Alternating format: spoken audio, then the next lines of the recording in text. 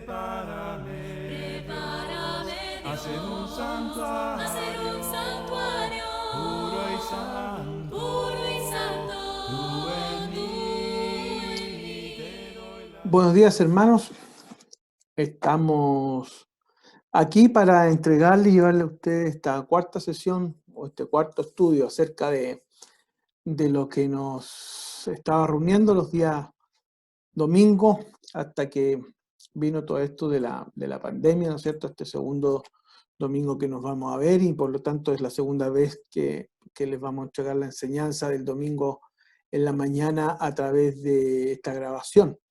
Estamos viendo nosotros, ¿no es cierto?, en este proceso que estamos viendo de poder reconocer y de poder y de poder confirmar a los ancianos de nuestra iglesia, estamos haciendo un estudio acerca del liderazgo bíblico y viendo algunos conceptos, qué es lo que nos dice la Biblia acerca de cómo deben ser, y la semana pasada vimos cuál era el rol que debía cumplir, ¿verdad?, un anciano bíblico, cuál era su trabajo en la iglesia, cuál era su función en la iglesia. Es cierto que muchas veces hemos estudiado esto, que muchos de ustedes también a lo mejor tienen más cabalidad el tema, pero también muchos de los hermanos de la iglesia no han estudiado esto más profundamente. Y siempre que estamos en este proceso de reconocimiento del liderazgo, siempre es bueno volver a la Escritura para estar sensible con ella, para tenerla ahí encimita, ¿no?, de la piel, para poder discernir, para poder reflexionar y discernir con sabiduría y con la enseñanza que el Señor nos da. En esta sesión entramos en la parte número 3, esta y las próximas dos, creo yo. Ahí lo vamos a ir viendo. Vamos a ir viendo ya no el rol que cumple el anciano bíblico o los líderes según la Biblia, no su rol, no es lo que ellos tienen que hacer, sino más bien ahora vamos a entrar en cuáles son las características de un líder bíblico. O sea, vamos a ir a la persona y cuáles son sus cualidades, cuáles son sus características, sus cualidades, ¿no? Entonces ahí está la pregunta: ¿cuáles características definen el perfil de un buen líder, ¿no? ¿Cuáles características, cuáles cualidades? Y vamos a estar básicamente en esta sesión sobre el texto de primera de Timoteo, capítulo 3, versículo del 1 al 7. Si ustedes quieren tomar una Biblia, los animo a hacerlo. Y vamos a ir a primera Timoteo 3, 1 al 7, y dice así, Reina Valera: palabra fiel. Si alguno anhela obispado, buena obra desea, pero es necesario que el obispo sea irreprensible, marido de una sola mujer, sobrio, prudente, decoroso, hospedador, apto para enseñar, no dado al vino, no pendenciero, no codicioso de ganancias deshonestas, sino amable, apacible, no avaro, que gobierne bien su casa, que tenga a su hijo en sujeción con toda honestidad, pues el que no sabe gobernar su propia casa, ¿cómo cuidará de la casa de Dios?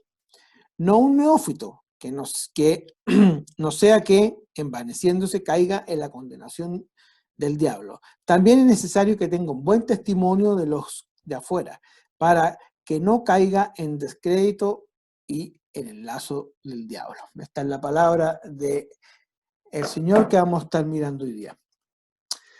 Antes de ir al texto y versículo por versículo, ir a cada una de sus cualidades, es necesario hacer algunas observaciones, ¿no? Que la mayor parte de las cualidades que se presentan son cuestiones de comportamiento externo y observable. Es decir, la mayoría de la lista que nos pone en 1 Timoteo y también en Tito, pero en particular en 1 Timoteo el apóstol Pablo, son cualidades, ¿no?, que nosotros podemos mirar en los hermanos, en su comportamiento externo. Son cosas que se pueden ver, que son visibles. ¿Verdad? No son cosas que están hacia adentro, son cosas que nosotros podemos ver. Por ejemplo, hombre de una sola mujer. Eso es visible, lo miramos, ¿no? También debemos decir que ninguno de los requisitos es definitivamente cristiano. ¿Qué quiero decir con esto? Que Estos requisitos que Pablo pronuncia ahí, básicamente todos los estudiosos han determinado que eran también requisitos, ¿no es cierto?, que se esperaba en la alta sociedad o en la gente de alta dignidad, ¿no es cierto?, los nobles, los gente, ¿verdad?, de alta estima, de la alta jerarquía, de la élite, en los tiempos en que Pablo escribe esta carta, ¿no?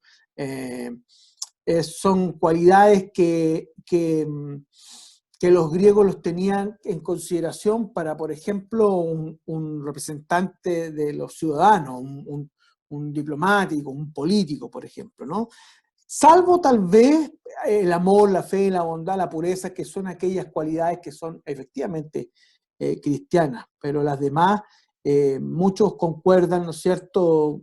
Gordon Fee, el mismo Strauss, también MacArthur y otros concuerdan que eh, estos requisitos también eran visibles en hombres, ¿no es cierto?, honorables, comillas, del tiempo en que Pablo está escribiendo estas cartas. Así que también debemos tener como una observación que eso, ¿no?, que reflejan y representan los estándares más elevados, ¿no?, de la filosofía moral helénica, al decir esto, ¿no? Eso hay que tenerlo presente. Ahora vamos a ir a ver estos requisitos necesarios de un sobreveedor, de los obispos. Los obispos, como dice el texto, significa episcopos, en griego significa sobreveedores. Esa es la traducción al español, ¿no? La palabra ahí que dice es episcopos, la traducimos como obispos, pero es una transliteración nomás. La traducción es que ellos son sobreveedores, ¿no? Que velan sobre las cosas. Y la primera cualidad o característica que el texto nos dice ahí, ¿no es cierto? Ahora veo la NBI, se dice y es verdad que si alguno desea ser obispo, a noble función aspira, así que el obispo debe ser intachable, dice la NBI, irreprensible, la Reina Valera. Y aquí lo que debemos dejar claro es que no se refiere a la perfección sin pecado, ¿no? Es imposible que un anciano, un líder o cualquier ser humano o cualquier cristiano, ¿no?, sea perfecto y tampoco es posible que, si siendo incluso perfecto, no tenga pecado. Sabemos que el único perfecto y sin pecado es nuestro Señor Jesucristo, porque si no fuese así, nadie estaría calificado para el oficio. Entonces, más bien el ser irreprensible tiene que ver con un estándar alto, ¿no?, y maduro, que habla del ser un ejemplo constante. Eso significa ser irreprensible, intachable. Esta es una cualidad principal del anciano, ¿no es cierto? Que él en su vida marca un estándar elevado, ¿no?, de buen testimonio, de moral, de ética, ¿no?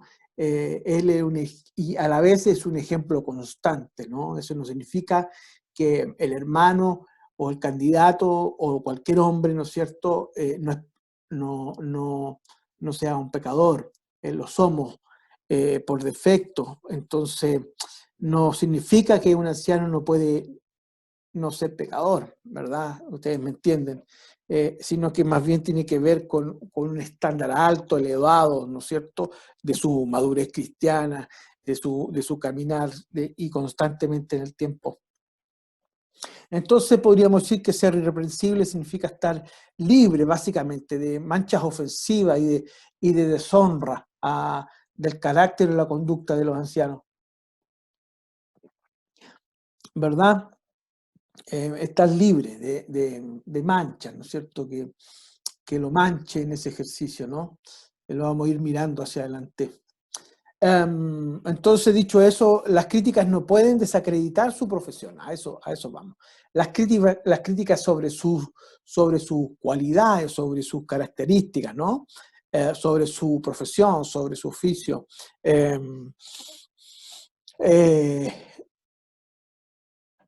No pueden hacer las cosas inadecuadas, ¿no? Tiene una reputación moral y espiritual limpia. Eso significa que debe ser intachable y irreprensible, ¿no? Que su reputación pública, recordemos que la mayoría de estas cualidades se ven, son observables, por lo tanto son públicas, ¿verdad? Son de un alto estándar moral y espiritual. Y en ese ejercicio decimos que es intachable en el ejercicio de que esas cualidades no se pueden desacreditar en su oficio y en su mirada como cristiano. Pablo entonces comienza a esbozar estos requisitos, estas cualidades concretamente, que son observables y que definen lo que implica ser irreprensible. Entonces, Pablo lo primero que dice, hermanos, el obispo debe ser, ¿no es cierto? El obispo debe ser intachable. Un obispo puede, pero debe ser pues irreprochable, la otra versión. Entonces, una vez que Pablo fija aquello, que debe ser irreprensible o intachable, lo que va a decir ahora, con la continuación del texto, básicamente él va a definir, por decirlo así, o nos va a dar a entender qué significa ser irreprensible, qué significa ser intachable. Y él nos va a decir un montón de cualidades, características o requisitos.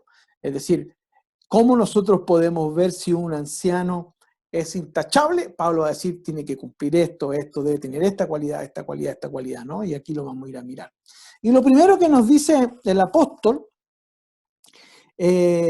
cuando se mira a un hermano o a un anciano que se le pide que debe ser irreprensible, intachable, entonces, lo primero que dice el texto es que debe ser marido de una sola mujer. Marido de una sola mujer, ¿verdad? Pablo ubica el requisito, en el fondo, marido de una sola mujer, inmediatamente después de irreprensible. De modo que el primer y más importante aspecto en que el anciano debe ser irreprensible, básicamente en su vida matrimonial, en su vida sexual e íntima, ¿no? Él solicita, él pide, ¿no es cierto?, que debe ser marido de una sola mujer. Lo dice el texto ahí mismo, ¿no? La frase marido de una sola mujer aparece 4 veces en el Nuevo Testamento. Es algo que es interesante, algo que es importante, que es relevante, que el Señor lo explaya y lo pone ahí. Lo podemos ver también en primera Tito 5:9, esposa de un solo marido. Más bien supone que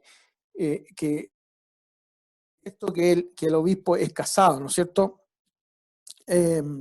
Lo concreto es que aquí habla un poco acerca de la infidelidad, ¿no es cierto? Que que la infidelidad básicamente es pecado, ¿no es cierto? Y estamos hablando de lo intachable y lo irreprensible que debe ser un anciano, marido de una sola mujer, por lo tanto la infidelidad no puede entrar, ¿no es cierto? Porque bota de manera concreta, cierta, esa reputación ética, moral de ser irreprensible, ¿no?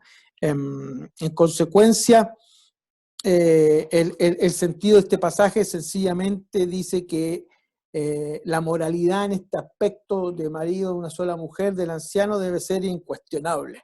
El anciano es enteramente fiel y leal a su esposa. Eso básicamente es lo que nos está diciendo Pablo, ¿no es cierto? Las escrituras requieren que estos hombres tengan su hogar en orden y que su relación matrimonial ejemplifique lo que debieran ser los matrimonios cristianos. A eso está llamado, ¿no? A eso se refiere también marido de una sola mujer. Luego el texto nos dice, ¿verdad? Que sea sobrio, ¿no? Sobrio, dice el texto. Dice, la mujer, el obispo debe ser intachable, esposo de una sola mujer, moderado, dice la NBI, sobrio, dice la Reina Valera. Esto puede significar básicamente una moderación que a lo mejor lo daba a entender en el texto bíblico en el uso del vino. Sin embargo, eso no es así. Lo que vemos en el contexto es que se está usando en el sentido de la sobriedad mental, ¿no es cierto? Indica control de sí mismo. Ser moderado significa que debe tener autocontrol, debe tener un juicio equilibrado. Que debe tener libertad en aquel juicio, ¿no? Libertad respecto a debilitadores, ¿no? A la conducta arrebatada. Es decir, debe ser sobrio, debe ser moderado, debe ser balanceado, debe ser equilibrado en su juicio, en su raciocinio. A eso se refiere, ¿no? A un concepto más bien de una cualidad del anciano, ¿no? Es un concepto que es positivo en este ejercicio, ¿no? Describe básicamente una persona estable, prudente, a una persona controlada, una persona despierta, ¿no? Que está con todos los sentidos equilibrados y balanceados para poder sobreveer, para poder hacer juicio, ¿no? De aquellas situaciones que se le vayan a presentar. Es necesario entonces que los ancianos que enfrentan muchos problemas, presión y decisiones serias sean mental y emocionalmente estables, ¿no? Que sean mental y emocionalmente estables. Muchos autores han escrito acerca de esto, ¿no? De que la necesidad del liderazgo bíblico, de que sean personas sanas mentalmente y emocionalmente. Muchos libros, aquí en la biblioteca hay varios de aquellos libros, ¿no? Que necesita de ser eso. Luego el texto bíblico nos habla de prudente. Prudente dice moderado, sensato, dice la versión NBI, ¿no? Y aquí básicamente se relaciona con el ejercicio del buen juicio, la discreción, el sentido común, ¿verdad? El dominio propio tal vez tiene que ver mucho con esto, se relaciona con aquel juicio, ¿no? Con lo discreto que debe ser un líder bíblico, en particular los ancianos, ¿no? Deben ser discretos, deben tener sentido común en el ejercicio de su función, deben ser prudentes, discreto, cabal, razonable, ¿no? Capaz de mantener una perspectiva objetiva frente a los problemas y desacuerdos. No debe abanderarse ni por un otro lado, debe ser muy moderado, muy razonable, ¿no? Discreto, ¿no? Ser objetivo, ¿no? Ante situaciones que van a enfrentar. La prudencia, según lo que podemos estudiar y mirar, es un requisito esencial, ¿no? De una persona que debe ejercer una gran dosis de discreción práctica. Eso es lo que hace básicamente todo el liderazgo bíblico, la pastoral o lo que hace un anciano en particular, ¿no? Debe ser discreto en la práctica, o sea, debe tener mucha discreción, manejo prudente, sobrio, razonable, ¿no es cierto?, con perspectiva, muy objetivo para ayudar a ser un facilitador de solucionar dificultades y conflictos, ¿no? De poder atender y asesorar a personas, a hermanos, ¿no? De poder asesorar también y ayudar en resolver conflictos. Luego el texto nos dice, si vamos ahí, dice que debe ser respetable y aquí dice decoroso, una conducta decorosa, ¿no? Una persona, es decir, de una persona de buena conducta, debe ser una persona de buena conducta, ¿no? ¿Qué es lo que entendemos por eso? Que sea una persona de buena conducta. Podemos entender que comunica, ¿no es cierto?, en un sentido más general, un orden. Eso es lo que es decoroso, ¿no? Que es ordenado, que tiene una buena conducta. Es una virtud, ¿no? Que lo hace que sea una persona considerada, decorosa, dice la Reina Valera. Que sea, que los demás lo vean como una persona que tiene una virtud de ser una persona correcta, de buena conducta, ¿no es cierto?, que es decoroso con sus cosas. Un anciano no puede esperar que la gente lo siga si no es decoroso, ¿no? Si un anciano es desordenado, si no tiene una buena conducta, si no tiene esa virtud, ¿no es cierto? Si no es ordenado, si no es prudente, un hermano anciano no podría quejarse o esperar de que lo sigan, ¿no? Porque los hermanos están buscando esa excelencia, a lo mejor, esa virtud que buscan en él, ¿no? De ser una persona honrada porque tiene una buena conducta, lo muestra públicamente porque es virtuosa en eso, ¿no? El texto a mí, luego si lo miramos, dice que debe ser hospitalario, ¿no? Hospitalario. Hospedador, dice también, ¿no?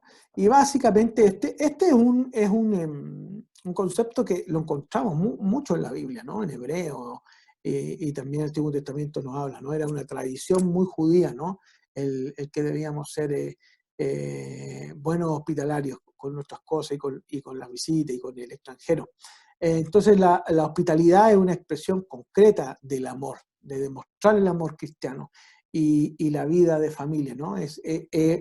La hospitalidad es una virtud bíblica que la vemos a lo largo de toda la Escritura. Luego, el texto nos dice, luego de hospitalario, dice que debe ser capaz de enseñar la NBI y la Reina Valera dice que debe ser apto para enseñar.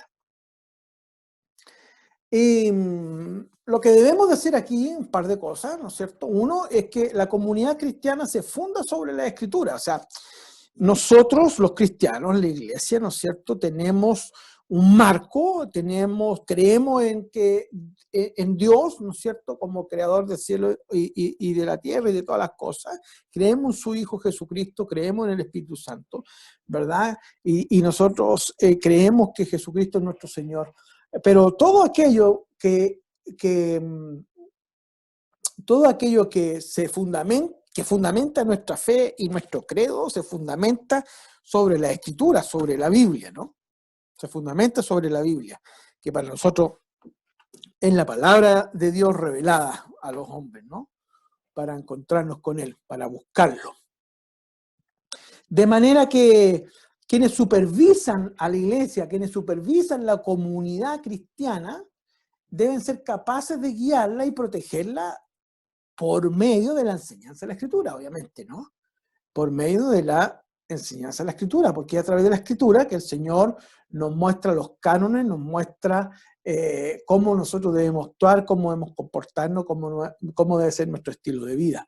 Y aquellos que están llamados a sobreveer, a cuidar, a pastorear de una iglesia, deben ser entonces conocedores de la palabra, ¿no? Y vamos a ver el detalle de eso, ¿no?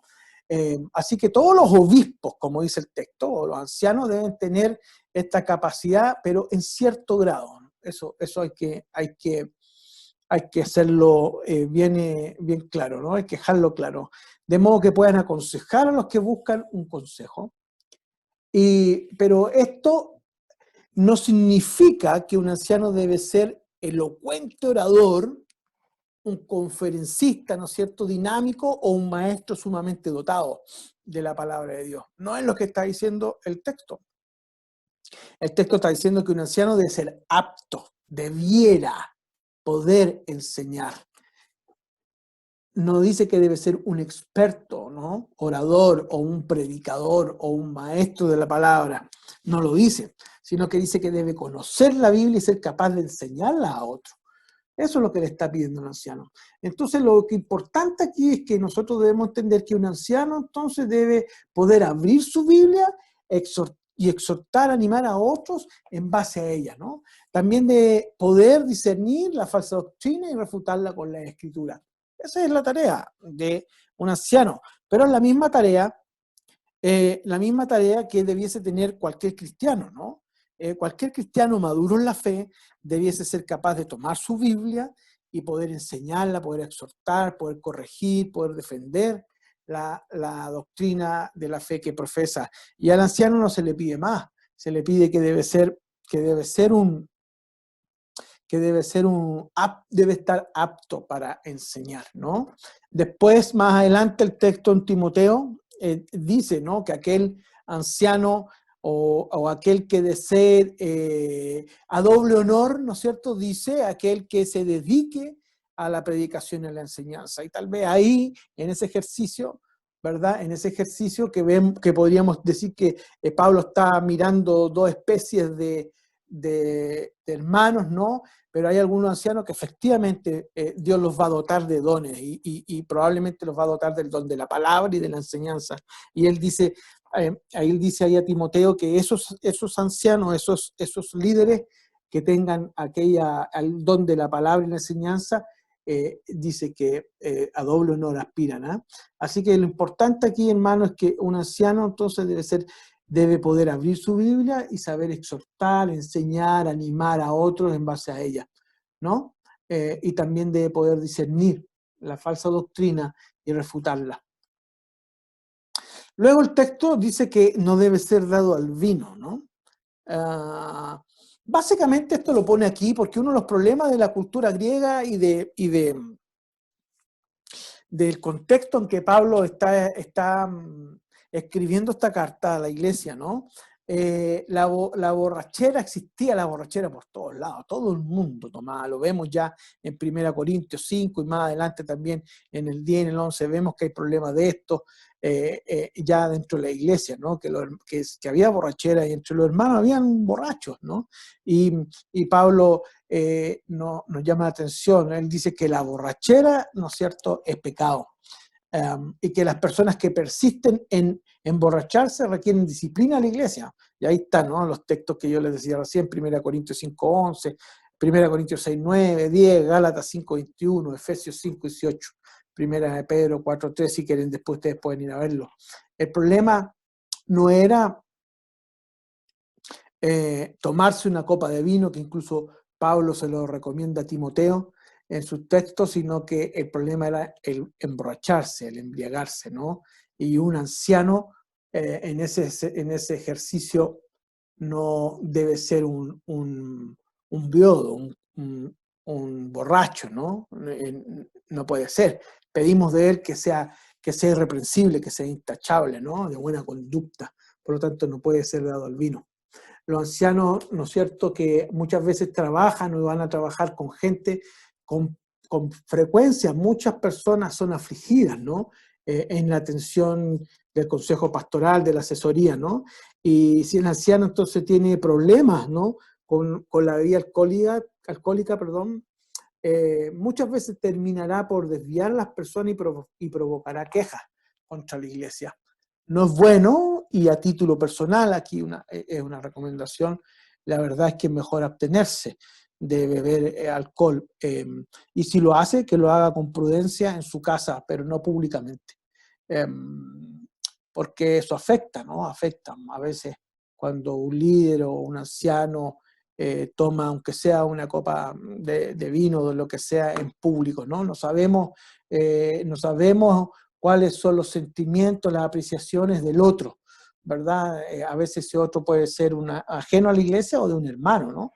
A lo mejor nosotros no sabemos, por ejemplo, si un hermano tiene problema con el alcohol, supongamos que así es, si un hermano es alcohólico y ve a un anciano o a un predicador tomándose una copa de vino, no es una buena imagen para aquella persona que puede tener problema con la bebida alcohólica. Entonces, mejor la sugerencia personal es que se abstenga aquello, ¿no? Luego dice el texto que no debe ser peleador o pendenciero, ¿no? NBI y Reina Valera. Un hombre pendenciero es un individuo que es peleador, que es malhumorado, que es irritable, que es descontrolado, ¿no? A eso se refiere. Los ancianos se encuentran con frecuencia en muchas veces, ¿no? Los ancianos se van a encontrar o se encuentran y le pasa a cualquier líder bíblico, ¿no es cierto? Se encuentran en situaciones o en medio de situaciones muy tensas, a veces muy fuertes, ¿no? Emocionalmente. De manera que una persona que es mal genio, ¿no?, que es pendenciera, probablemente no está capacitada para poder resolver estas situaciones. Necesita de ese autocontrol que hablábamos delante, de la virtud de la buena conducta, de ser sobrio, de ser prudente, de tener, ¿no es cierto?, dominio propio, lo que habla de los frutos del Espíritu. El texto luego nos dice, vamos a recordar el texto, NBI se dice, y es verdad, que si alguno desea ser obispo, noble función aspira, así que el obispo debe ser intachable, esposo de una sola mujer, moderado, sensato, respetable, ¿verdad? O decoroso, dice la Reina Valera, hospitalario, capaz de enseñar. No debe ser borracho ni pendenciero, ¿verdad? La Reina Valera dice que no debe ser borracho ni codicioso, debe ser amable, ¿no? En el mismo ejercicio. Y un hombre amable manifiesta entonces una disposición a ceder. Eso es lo importante. La amabilidad tiene mucho que ver con la capacidad que tenemos de ceder. Uno debe ser amable con el otro. Por lo tanto, cuando uno es amable con el prójimo, con el otro, es porque uno está en las condiciones, ¿no es cierto? Y tiene la virtud de poder hacer un poco de empatía, ¿no? Y la amabilidad tiene mucho que ver con ser paciente y hacer concesiones. Eh, Muchas veces por la debilidad o la ignorancia y la condición humana caída, ¿no? Nosotros debemos ser amables, a veces, a pesar de que las personas que a veces tenemos al frente pueden tener diferentes costumbres, pueden tener diferentes disposiciones hacia nosotros, incluso la misma fraternidad de la fe, pero uno debe ser amable, ¿no? Uno debe siempre tener compasión, misericordia, ser paciente y ceder, ¿no? Tratar de ponerse los zapatos del otro. Eh, y si el pecado es muy grave, uno debe atacar el pecado, pero no al pecador, ¿no? Entonces la amabilidad también incluso aborda ese tema, ¿no? Con un pecador yo debo ser amable.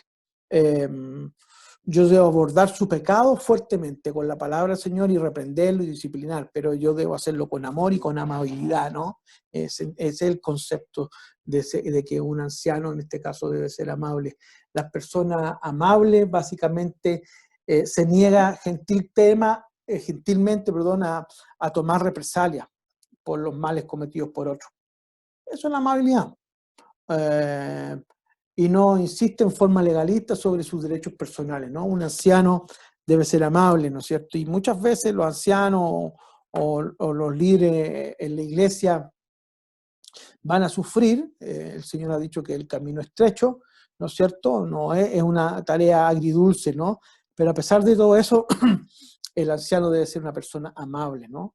Eh, que se niega a tomar represalia. Debe madurar aquello, ¿no? A pesar de que, a pesar de que sea, de que le hagan, provoquen mal, o a pesar de que a veces por errores de otros eh, el anciano puede ser afectado, ¿no es cierto? El anciano, su respuesta debe ser con amabilidad, ¿no? Eh, Sin represalia. El anciano, ¿no es cierto?, tiene que ceder, ¿no? Lo que decíamos recién, cediendo siempre que sea posible ceder en lugar de exigir los derechos propios.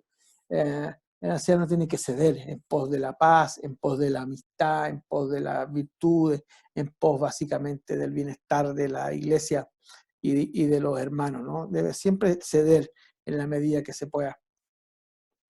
Luego el texto nos habla de que no debe ser codicioso. Y un anciano no debe amar el dinero ni ser avaro. Eso es básicamente lo que está diciendo, ¿no? De modo que este requisito prohíbe un interés muchas veces bajo, ¿no? Mercenario que usa el ministerio cristiano y la gente para beneficio personal. Lo vemos en 1 Corintios 5, 10, ¿no? Lo que pasaba porque Pablo tuvo que corregir los asuntos de la cena del Señor también, ahí en Corintios 11, porque ahí habían cristianos que eran hombres ricos y tenían esclavos. Y ellos podríamos decir que con respecto a sus bienes personales eran un poco codiciosos, ¿no? Eran amantes del dinero y se agazapaban a eso y eran avaros, ¿no es cierto? Y muchas veces ellos fueron clasistas, ¿no es cierto?, en ese ejercicio. Así que lo que nos muestra esto es que el anciano debe ser no un amante del dinero, ¿no? Luego el texto nos dice que gobierne bien su casa, que gobierne bien su casa. Y la medida clave para evaluar la forma en que un hombre gobierna bien su casa es la conducta de sus hijos, ¿no?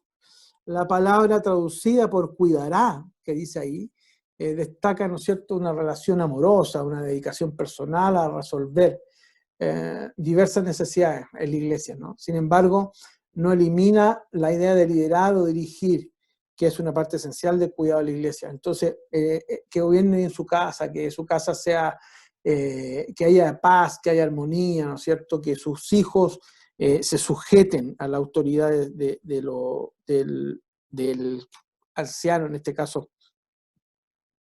Luego nos habla de que sea apacible.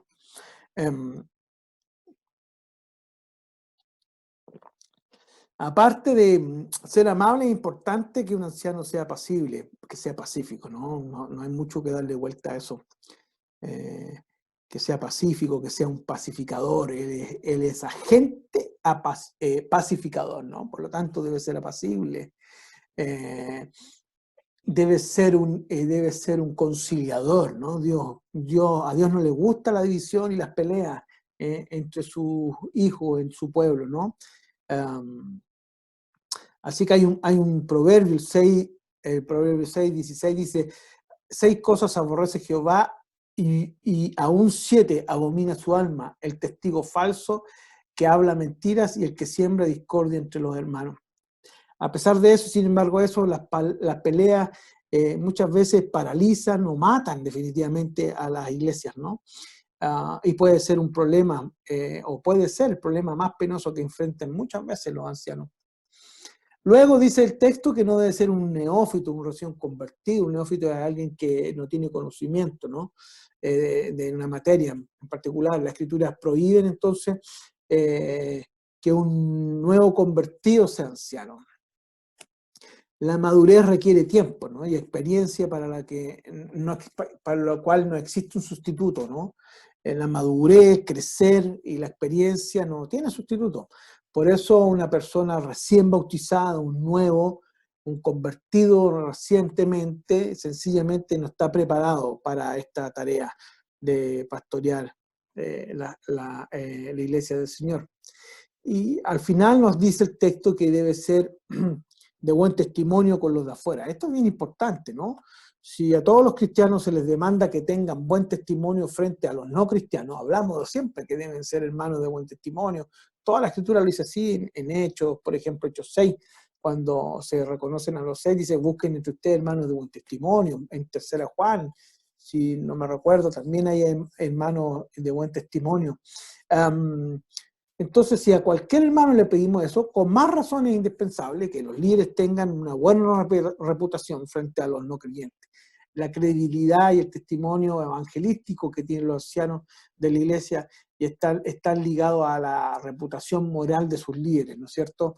Ellos son representantes ahí donde estén de la iglesia. Entonces, este buen testimonio, yo siempre pienso que esto es algo clave, ¿no? Porque a veces puede ser que en la iglesia seamos de una forma y afuera seamos de otra forma. Que en la iglesia tengamos un hablar, ¿no es cierto? Y afuera tengamos otra manera de hablar. Que en la iglesia no se digan groserías y a lo mejor afuera se dicen groserías. Y esto no solamente para los ancianos, sino que para todos nosotros. En realidad los cristianos no pueden saber más del carácter y la conducta del candidato a líder que la misma iglesia, ¿no es cierto?